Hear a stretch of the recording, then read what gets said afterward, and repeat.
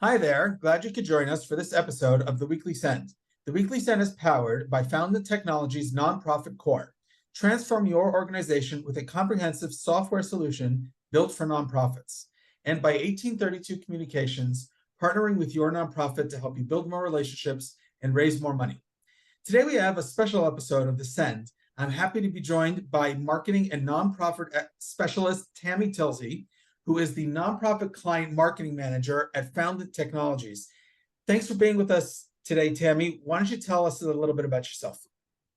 Yes, as you mentioned, I am the client marketing manager for the nonprofit segment here at Foundant Technologies. I've been doing this for getting close to a decade here at Foundant. It's a great place where I can combine my software and technology background and my desire to help too many missions than I could count, and combine that into providing solutions for this wide range of nonprofits and see what they're trying to do, support and help them through education offerings with partners such as yourself, as well as solutions that really help them be more efficient. So I'm having fun doing that. I have a history of software, business intelligence, other things, but I am really enjoying working in the philanthropic sector now. Fantastic. So today we are going to use Tammy's expertise, experience, and knowledge to learn more about email and fundraising. So today's episode is going to be a kind of a Q&A session, and we're going to learn from Tammy. So we're going to jump right in with question one. Please tell us 3 ways that email can help a nonprofit experience growth. Yeah, email, there's several ways to use it, but if you're focused on growth for a nonprofit, I see 3 major ways email can help you drive growth. One is building and nurturing relationships with your supporters. You could use email to share your mission, provide updates on your activities, just basically communicate with your donors. And this fosters a stronger connection with your community, builds that trust and credibility, and it encourages future ongoing support. And talking about support, the second one is fundraising. Email is a very effective way to promote your fundraising campaigns and solicit donations. The emails can inspire donors to give, promote events that have a giving component in it, and raise funds from those who are supporters of your cause. Third, you can recruit, target, find, update your volunteers, and that could be a really strong force where you could advertise volunteer opportunities, updates on your volunteer programs, and then even recognize that contribution of those volunteer hours that help you, serve your community and are as important as donations there. Awesome. So all 3 of those are great. The last one, I just want to add to what Tammy said about volunteers. Ask them to also be supporters of your organization financially. It's not just their time. You can ask your volunteers. And the second thing I want to point out is a small little nuance in language that Tammy said that I didn't. In my question, I said how you can experience growth. Tammy switched that to how you can drive growth. And the word drive is so much better. That's where I'm going to go with it from now on. I'm going with drive growth, not experience growth. It's a much better word. Thank you. Thank you, Tammy. So next question. When it comes to fundraising, everyone says that direct mail is still king. In what ways is email important to an organization's fundraising efforts?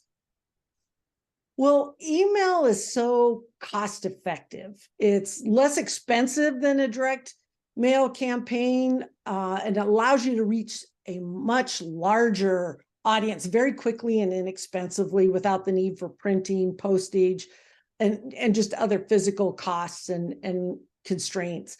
You are also able to segment that audience real easily and target your communications to specific groups of donors based on what you know on them. And the real-time metrics, you don't know if somebody opened the envelope, whether they threw it away right away, whether they have somebody sort their mail and never even saw that you sent them. But email has these real-time metrics that you could track: open rates, click-through rates, conversion rates on your call to actions. And you could really understand how your audience is engaging with your content through those metrics.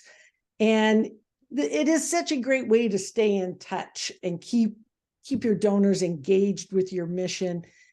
And I'm not saying that email may be always better if it has to be all one or the other, but if you combine into a multi-channel approach, email can really complement and be used with other fundraising channels, social media, direct mail, and having that multi-channel approach really allows you to build a cohesive and integrated fundraising strategy.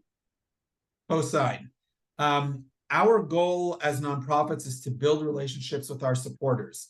So as we connect with those supporters and donors, we pick up information that we can then deposit in a donor database, a CRM, and then refer to that later.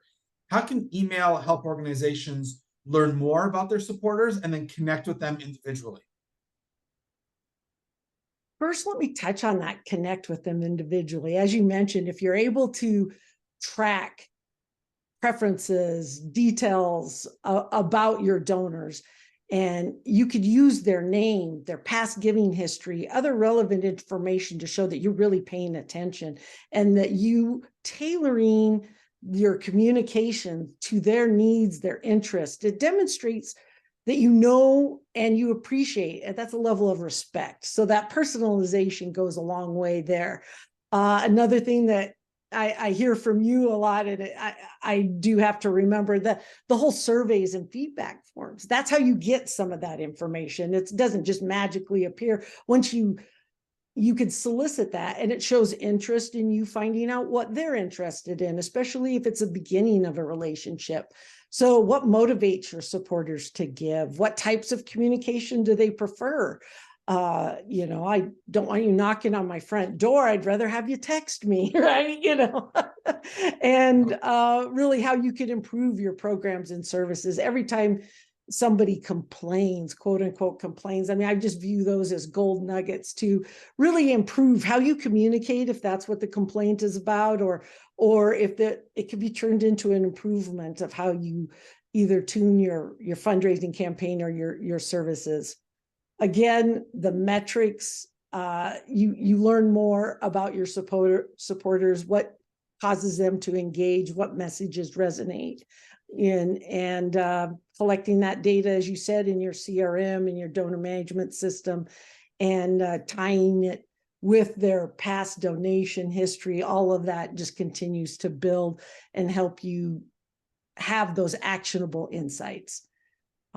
And your donor CRM is your best friend. Yes. You're blind without it. Yes. Correct. You work for Foundant Technologies. I'm wondering if you could tell us how you and your team use email to connect with people and retain customers. I think there's something we talk about in the nonprofit, we talk about all the time, donor retention rate, which is very low in the sector. I think there's a chance here for people who are watching to learn how a business is using email effectively and be able to use that at their nonprofit. Yes, there is a lot of correlations and ways you can see how us using email to keep in contact and engage our clients, and how that could be applied to donors as well. One of the things that we have and focus on is you get a prospect who becomes a client and everything's happy. They're going to go forward with your software. So how do you onboard them and train them, really wrap your arms around them that, hey, here is where you go for help. Here is how you get onboarded correctly. Here's a series of welcome emails and introducing you to maybe new features and benefits, not all at once on one super long email or super long webinar. It is, how do you give that information and communicate with your clients? Product updates and releases. There barely goes a day goes by that we don't have something new coming out on one of our platforms. So how do you get that to your clients so that they can start using those new features to make their lives easier? So it is something that's helpful. Email allows you to get that in their hands quickly and in a manner like perhaps with video. If you put a little video in your email, the consumption just goes way up, and similar to donors, that stat is true as well.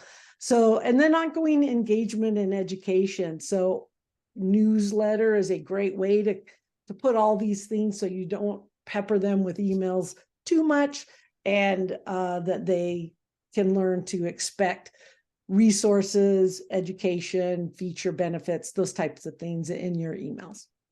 That's awesome. Everything that Tammy just listed, a nonprofit can absolutely put to use, whether it's with a new subscriber, a new donor, or an ongoing donor, doesn't matter. All of that is definitely relevant. Tammy, let's finish up with a bit of a personal question. Please share with us one thing you wish email could do that it doesn't currently do, and the thing you hate most about email. All right. First, let me start with the hate, because then we can leave on a positive note. The thing I hate about email is it's all mixed together in my inbox, and that there's unwanted emails that lead to clutter and just overload or overwhelm either myself or people we're trying to communicate with. So I really wish there was a way, and no, that goes into my wish, but the thing that is really frustrating, it makes it difficult for you to connect with the people who really want to support you, is all the extra noise that people not following rules about spamming, and unsubscribe, they still send you, so your mailbox does, if it could be better at helping you prioritize. That's my wish, that if I could somehow get my brain about how I sort through emails, and I got 100 emails in half a day. How do I take that down to the 15 that I need to work on, right? That I really want to see. And so if there was some type of prioritization combined with enhanced security to eliminate all the phishing and security threats, that's my wish. That is an excellent wish. And for those of you watching, share with us what you wish email would not do, what you hate most about email, and what email could do, what you would love email to do for you as well. We'd love to hear from you. Thank you so much, Tammy, for sharing your smarts with us today. This is, again, a bit of a different episode of The Weekly Send, where we help your nonprofit boost your email fundraising and marketing. Tammy, thanks so much. You're welcome. Thank you so much for this opportunity. Have a good day.